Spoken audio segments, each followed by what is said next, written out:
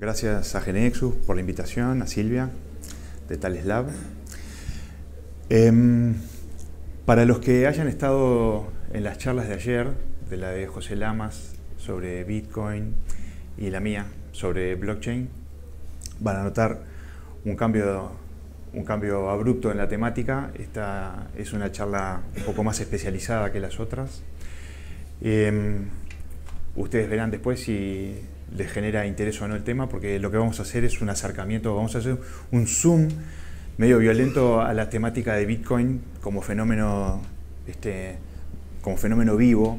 Nos vamos a acercar a la comunidad que está en torno a Bitcoin y ver un poco algunos aspectos de su funcionamiento.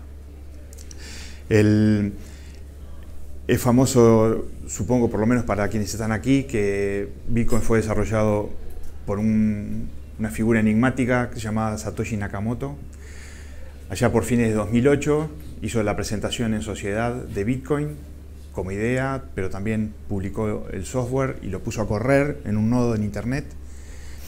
Y quizá lo que muchos de ustedes sepan de Bitcoin como software y como red y como comunidad de actores funcionando en torno a Bitcoin sea quizá solamente eso. Sin embargo, hay una comunidad entera de gente que trabaja en torno a eso. Por supuesto que hay usuarios, quizá del orden de unos 20 millones de usuarios que transaccionan en esa red. Después hay exchanges, que son cambios, donde uno compra y vende bitcoins, o los cambia por dólares de ida y de vuelta, los cambia por otras criptomonedas. Pero también hay exchanges, y los exchanges son empresas donde trabaja gente. Y después hay desarrolladores de billeteras, que son las que los usuarios usamos para comprar y vender y para conservar y backupear nuestras claves. También esas son empresas que desarrollan esas billeteras, y en esas empresas trabaja gente.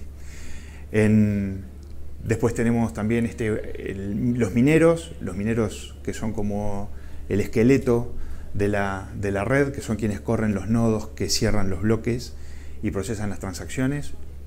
De vuelta, ahí tenemos una industria entera de gente que trabaja en esa actividad.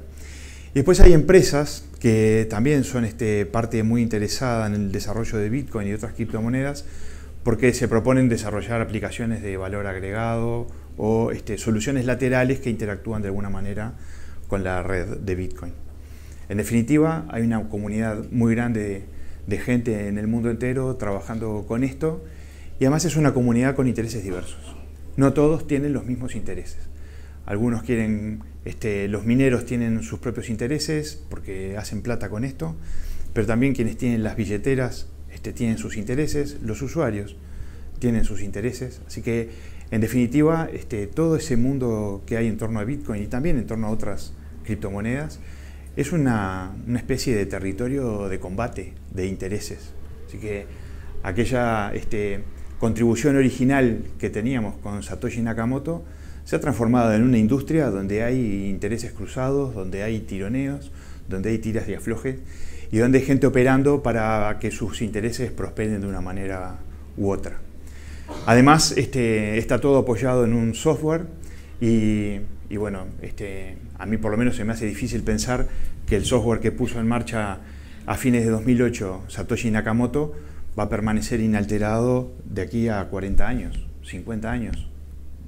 Entonces, necesariamente, en base por necesidades propias de la evolución que puedan ser auténticas, genuinas en el software original, o directamente por los tires y aflojes y por estos combates de intereses que tenemos dentro de la comunidad de Bitcoin, lo que tenemos es la necesidad de que el software evolucione, como pasa con tanto software, y que haya cambios en el software.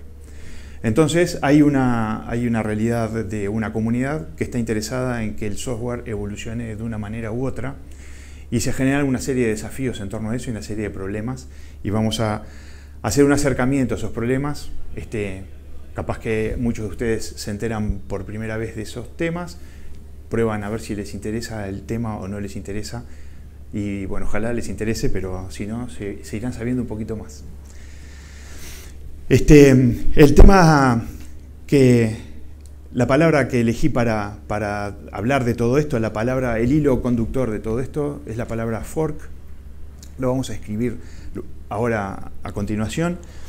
Pero este es un tema que para quien el tema de los forks de Bitcoin, que quizá algunos de ustedes jamás escucharon hablar de esto, es un tema que en la prensa especializada, la prensa que sigue toda esta temática, es un tema frecuente que genera muchas discusiones, genera muchos titulares, a veces genera alarma. A fines de julio, por ejemplo, Bitcoin cayó bastante en su valor porque a partir del 1 de agosto, o sea, de este agosto que pasó ahora, se venía un fork y se hablaba del fork y la prensa hablaba del fork. Y en verdad lo que estaba pasando era algo de lo que yo ahora les voy a contar.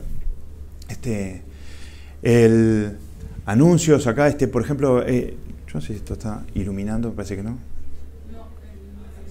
Ah, ok. Bueno, acá tenemos, por ejemplo, un anuncio de Shapeshift. Shapeshift es un exchange que funciona en Internet y que le avisó a los fíjense, una información importante relacionada con el hard fork de Bitcoin, que pasa el 31 de julio de 2017, que pasa el 1 de agosto de 2017, porque ahí había una transición importante que había generado bastante incertidumbre en los días previos. Entonces hubo muchas mensajes de calma y explicando qué tipo de procedimientos iba a seguir frente a ese evento que se venía.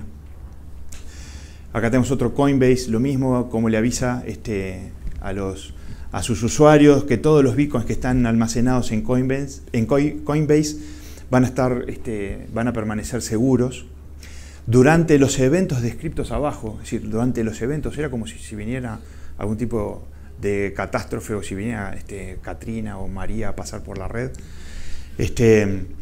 Entonces, y ahora estamos en poco tiempo se viene también otro fork acá con esto que se llama Bitcoin Gold. Entonces, para quien empieza de a poco a seguir estos temas, se va a encontrar con esta realidad y con estas expresiones, es que se nos ocurrió que podía ser interesante contar un poco de qué se trata todo esto. El plan de vuelo para esta charla es lo que tenemos acá. Vamos a arrancar conversando un poco con el fork.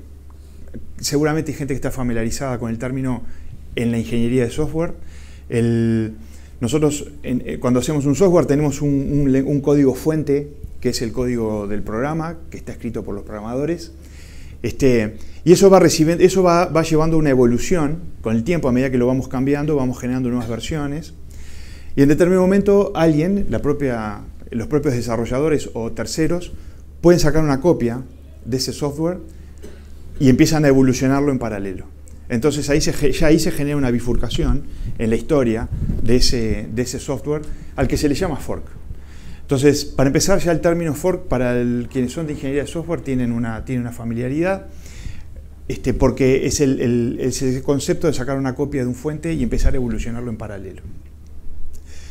En el caso de Bitcoin, tenemos otro aspecto novedoso con respecto a lo que podemos estar acostumbrados, además de otras novedades que introduce Bitcoin, es que Bitcoin cuando Satoshi Nakamoto armó Bitcoin y lo puso a funcionar y donó de alguna manera ese fuente, no dejó previsto ni establecido ningún tipo de mecanismo de gobernanza para eso. Simplemente lo puso a funcionar, publicó el software y dejó que siguiera. Entonces, en verdad no existe una entidad como, por ejemplo, puede existir Microsoft para gobernar la evolución del Office, o como puede existir Linus Torvalds para gobernar la evolución del sistema operativo Linux. En este caso, no tenemos una entidad que realmente esté a cargo del software y de la evolución de Bitcoin. Entonces, sí existe un equipo de gente que de alguna manera es como la heredera del software original, pero ellos no tienen más poder que otros para imponer sus criterios sobre el resto de la red. Simplemente son un equipo de referencia, para algunos es de referencia, para otros no. Entonces, no tenemos una entidad de gobernanza y esto genera ciertas curiosidades y ciertas zozobras también. Existe un mecanismo que también existe en otros productos que se llaman BIPs, que quiere decir Bitcoin Improvement Proposal. Son propuestas para mejora de Bitcoin. Van como 150 documentos de esos, están en el 148, 149. Que alguien escribe con una propuesta y lo divulga adentro de la comunidad, y la comunidad lo adopta o no lo adopta. Puede prosperar esa propuesta o no prosperar. Y lo otro que existe, otro mecanismo, otra herramienta de trabajo, es que los mineros, que son aquellos que acuñan los bloques, tienen cierta libertad para... Cuando un minero cierra un bloque, pone al principio una primera transacción, que es la transacción por la cual la red le paga al minero el dinero que él recibe, los bitcoins que él recibe por haber cerrado el bloque. Esa transacción, esa es la primera transacción del bloque. En esa transacción el minero tiene cierta libertad para tocar algunos campos y poner algunos datos ahí adentro. Y eso se usa como truco para que los mineros, cuando acuñan un bloque, se expresen respecto a algunos de estos BIPs o alguna de las iniciativas que están en marcha. Los mineros de esa manera tienen para levantar alguna flag, poniendo un bit en 3, poniendo un bit en 4, un campo en 3, un campo en 4, un campo en 100.000 2. Es la forma que tiene, eso normalmente está dicho en el BIP, y el minero que quiere acompañar el BIP dice, bueno, muy bien, yo quiero acompañar este BIP, estoy de acuerdo con esta propuesta, entonces en el campo 7 voy a poner el 100.000 2 para que todos sepan que yo estoy de acuerdo con eso. Y de alguna manera eso va generando un estado de opinión en la red, y por lo menos tenemos cómo saber qué opinan los mineros y qué porcentaje de mineros están de acuerdo o no con ese cambio o esa mejora que se está proponiendo. El elemento más crítico de esto, porque no todos los participantes en esta red tienen que trabajar con el mismo software. Lo que importa, esto es como Internet. Vos podés tener un router de Cisco y podés tener un router de Juniper, y sin embargo podés pasar datos de uno al otro, podés pasar paquetes. Lo que importa es que respeten los protocolos. En este caso pasa algo similar. Hay varios, después... ¿Eso debe tener algún significado? ¿Hay que rajar?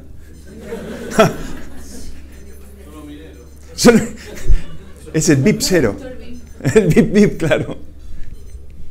BIP BIP. Cualquier botón. Está bueno esa recomendación. Bueno, entonces, les estaba diciendo que, de hecho, existe una evolución que es la evolución del software que originalmente desarrolló Satoshi Nakamoto, pero existen muchos otros de terceros que fueron haciendo sus propias versiones y pueden interactuar perfectamente unos con otros, porque en verdad, del mismo modo que decíamos lo del caso de los routers de distinta marca, al respetar los protocolos pueden interoperar entre ellos, aquí pasa lo mismo, y lo que importa es que se respete algo de lo que se le llama las reglas de consenso. Las reglas de consenso es un conjunto de reglas que tiene que ver, por ejemplo, con protocolos de red y, por ejemplo, con formatos de transacción, etcétera, etcétera. Pero, en definitiva, lo que termina pasando con una regla de consenso es aquella regla que dice: yo minero acepto este bloque que ese otro minero acaba de cerrar. ¿Aceptás o no aceptás los bloques?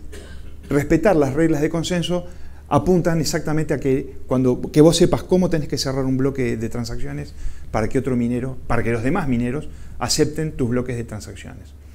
Entonces, el problema que se presenta si alguien opta por hacer un upgrade en el software y modifica las reglas de consenso es que después puede haber algún subgrupo con unas nuevas reglas de consenso y otro subgrupo con otras reglas de consenso, y eso, a partir de ahí, fractura la comunidad y fractura la moneda.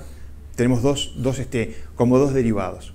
Un derivado es el que ya venía sin hacer el upgrade, y otro es el que hace el que sí hace el upgrade, y ahí tenemos como otro concepto de fork. Hay otra ramificación, hay una segunda idea de fork, que es los que siguen trabajando con la moneda como venía antes y los que empiezan a trabajar con la nueva moneda, con las nuevas reglas de consenso.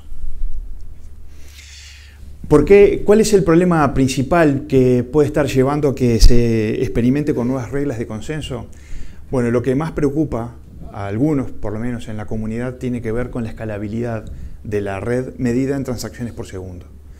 Yo no sé si ustedes saben, pero Visa, por ejemplo, está certificada, la red de Visa a nivel mundial está certificada para soportar 58.000 transacciones por segundo.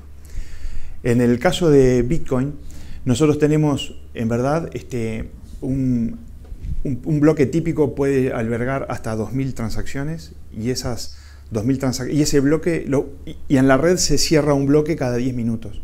O sea que tenemos 2.000 transacciones cada 10 minutos. Tenemos 12.000 transacciones por hora. Eso da 3 transacciones por segundo, 4 transacciones. En los hechos, en la práctica se llega a 6 a 7 de promedio, pero ese es el throughput de la red de Bitcoin. Y a veces, si la red le dan mucho palo porque hay muchos interesados en operar sobre esa red, y le tirás a la red durante tiempo sostenido, durante muchas horas, sostenidamente más transacciones que las que puede procesar, entonces las transacciones se empiezan a encolar y la red demora, a veces muchas horas, en ponerse al día con tanta transacción. Entonces eso termina generando preocupación y molestia porque vos mandaste una transacción y de repente la transacción en un momento de mucha carga termina acuñándose en la cadena 36 horas después. Eso no está bueno eso para la red, no es lo que uno espera de la red de Bitcoin. Entonces el problema de la escalabilidad medido en transacciones por segundo es un problema serio y por eso es que hay tanta preocupación con el tema de las reglas de consenso para tratar de evolucionar la red hacia reglas de consenso que permitan un throughput más alto de la red. Esto también tiene que ver con qué tan preocupado o qué más preocupado o menos preocupado estés, tiene que ver con hay como dos tendencias muy fuertes en la red. Hay gente que ve Bitcoin como un almacenamiento de valor, tipo el oro. Yo compro Bitcoins y los guardo por tiempo indefinido, porque lo que quiero simplemente, estoy especulando a que eso en un futuro va a valer mucho más dinero, o que va a mantener el valor de mi dinero mejor que otros instrumentos financieros. Versus quienes quieren que Bitcoin pueda usarse como una moneda realmente y que pueda usarse como medio de pago cada vez más diseminado por el mundo entero. Si vos ves al Bitcoin como un almacenamiento de valor, entonces no te importa tanto de repente que una transacción de compra se demore más tiempo. Pero si vos querés verlo como una moneda y querés estar comprando chicles arriba de un mostrador, entonces vos querés que Bitcoin se mueva mucho más rápido. Habiendo hecho estas aclaraciones, vamos a pasar un poquito, vamos a ver que hay dos tipos de fork. Hay lo que se llama el soft fork y el hard fork, que esto es jerga, pero está bueno arrimarles la jerga, tiene algunos aspectos interesantes, pero además porque tarde o temprano, si se sigue familiarizando con la idea de Bitcoin, se van a encontrar con esto. El caso de soft fork es cuando se opta por hacer un upgrade al software que es compatible hacia atrás. Eso lo que suele querer decir es que las nuevas reglas son más restrictivas que las anteriores. Es decir, es como que vos tenías antes un conjunto de bloques que era válido y el conjunto que ahora pasa a ser válido para quienes hacen el upgrade, es un conjunto más restrictivo que el anterior. Es un subconjunto. Podría ser un subconjunto igual de grande que el otro, pero es un subconjunto. No hay bloques que ahora vayas a acuñar que no estuvieran adentro de este conjunto. Si acá en el diagrama, ahora es un subconjunto que se llama propio del otro, pero en realidad podría ser un subconjunto, y puede ser tanto como igual al anterior. Entonces tenemos que el conjunto de bloques válidos es un subconjunto del anterior, y es relevante ver qué pasa con el bloque, con el nodo. Supongamos que una mayoría de la red acepta estas nuevas reglas, pero que solo una mayoría. Hay gente en la red que no acepta las nuevas reglas, que no hace el upgrade del software. ¿Qué es lo que pasa con si no haces el upgrade y no acompañas las nuevas reglas de consenso? Entonces, quien no acepta las nuevas reglas, antes estaba dispuesto a aceptar cualquier bloque que está acá, por lo tanto, va a aceptar los nuevos bloques, porque los nuevos bloques son válidos según el conjunto viejo.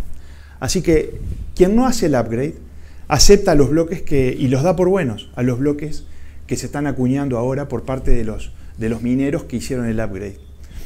Lo que puede pasar, eventualmente, es que sus bloques no sean aceptados por esa mayoría de mineros que hizo el upgrade.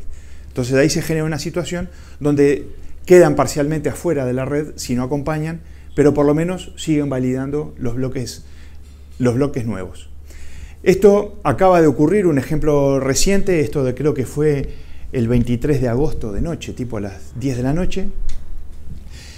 Hubo un upgrade que es muy relevante para la red, no vamos a entrar en el caso, pero este es un upgrade muy relevante en que algunos hicieron el upgrade y otros todavía no, pero sin embargo la red sigue funcionando como una red sola. No tenemos dos redes a partir de este upgrade. Pero este upgrade está hecho y es muy relevante. El otro caso es el hard fork. El hard fork, lo que pasa es que tenemos un upgrade que es incompatible hacia atrás. Lo que pasa es que las nuevas reglas son menos restrictivas que las anteriores, entonces más bloques, el conjunto de bloques posible es mayor que el conjunto anterior. Entonces hay nuevos bloques que los que estaban antes no los reconocen como válidos. El conjunto nuevo de bloques es un superconjunto del anterior. ¿Y a qué pasa con el nodo que no acompaña el upgrade? El bloque no puede aceptar los bloques nuevos porque le van a llegar por la red bloques que para él no son válidos, no cumplen con las reglas de consenso que él tiene programadas. Entonces este minero o este nodo que tiene las reglas viejas no acompaña la cadena de los que hicieron el upgrade. Los bloques que él genera sí son aceptados por los que hicieron el upgrade.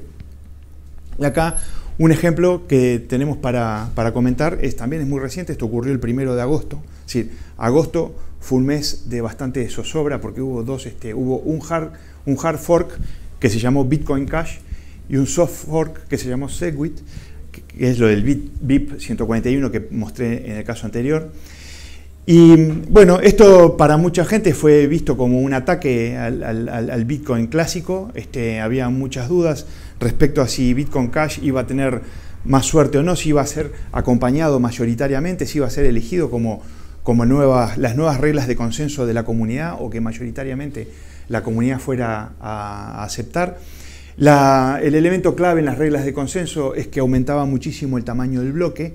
Entonces, al aumentar el tamaño del bloque, entran más transacciones cada 10 minutos y por lo tanto estaban haciendo una multiplicación en el throughput de la red.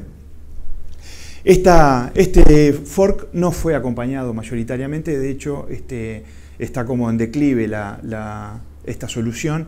Mayoritariamente quedó toda la comunidad acompañando la solución tradicional. Y esto no es la primera vez que pasa.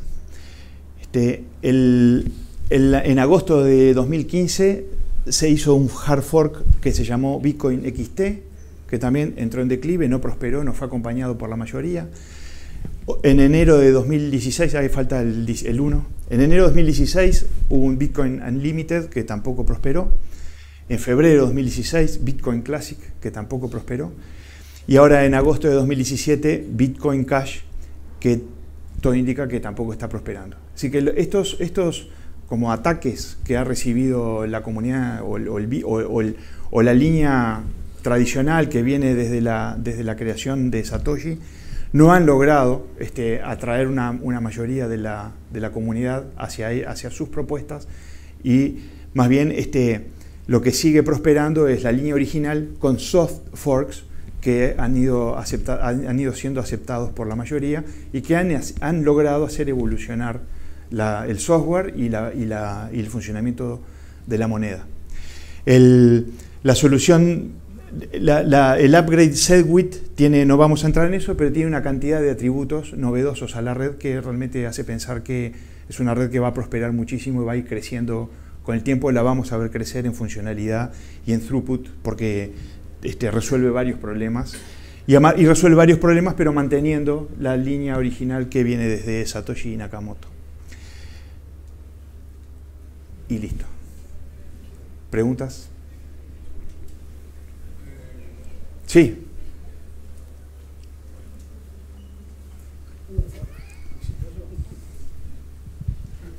Para aquellos que adoptaron el fork, el último que hablaste, ¿no? Que generó el Bitcoin Cash, no afectó a los Bitcoin generados hasta el momento, ¿verdad? ¿Es así? Es así, vos tenías... O sea, es a partir de las nuevas transacciones generadas con el nuevo software que se generaron Bitcoin Cash, que era como una moneda distinta. Exactamente. Vos lo que tenés en este momento es una red donde hay una cadena que tiene todo el tronco común de hasta el bloque donde se hizo el fork, y ahora tenés dos cadenas. Hay una cadena que continúa por la línea clásica y hay otra cadena que continúa por la línea Bitcoin Cash. Exacto. No se pueden juntar. No, el hard fork no tiene vuelta atrás.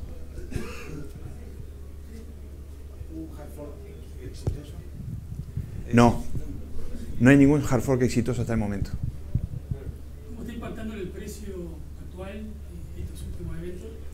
Bueno, impactó en los días previos, fue un buen momento para comprar. Yo compré, por ejemplo, porque me pareció que no iba... Pero hay que estar muy cerca de la comunidad, hay que estar siguiéndolos para tener un feeling de esto va a prosperar, no va a prosperar. Tenés que ver cuáles son las notas de prensa de los exchanges, cuáles son las notas de prensa de los que fabrican billeteras, qué están diciendo los grandes pools de minería. Y a mí me pareció que no había ambiente para acompañar Bitcoin Cash mayoritariamente. Y entonces no sé, bajó $1.200, $1.500 el precio del Bitcoin. Pero rápidamente empezó a recuperar valor. De hecho, algunas horas antes ya empezó a recuperar porque ya empezaba a ser claro que Bitcoin no iba a tener zozobras.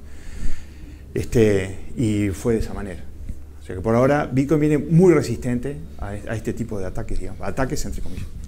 Gonzalo, ¿y vos como usuario final elegís qué moneda querés seguir, qué fork querés seguir, o es el minero el que te agarra la transacción y te dice ahora estás en esta línea? No, vos elegís. De hecho, vos tenés que vos tenés que apostar a que alguna billetera, la tuya o la misma billetera que vos usás, incorpore el manejo de la nueva criptomoneda.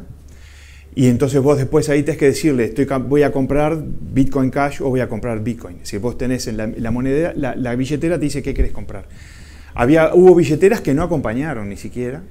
Vos tendrías que pensar en transferirte los bitcoins a una billetera. Tenés que cambiarte vos de billetera, transfiriéndote bitcoins de billetera a billetera y con la nueva billetera hacer las compras. Y esa billetera ya sabe contra qué exchanges y contra qué mineros tiene que trabajar. Entonces, en definitiva, la herramienta clave para el usuario es la billetera. Te quería preguntar con respecto a China, que se endureció ahí con el tema de las criptomonedas, si ves que va a ser muy duro China con respecto a eso y si le va a afectar. Ahí va. Y la otra duda que tengo es con el tema del Ether, con el tema de los contratos inteligentes, ¿cómo ves la competencia entre el Bitcoin y Ether con los contratos, ¿no? Muy bien. Están haciendo preguntas re buenas todos.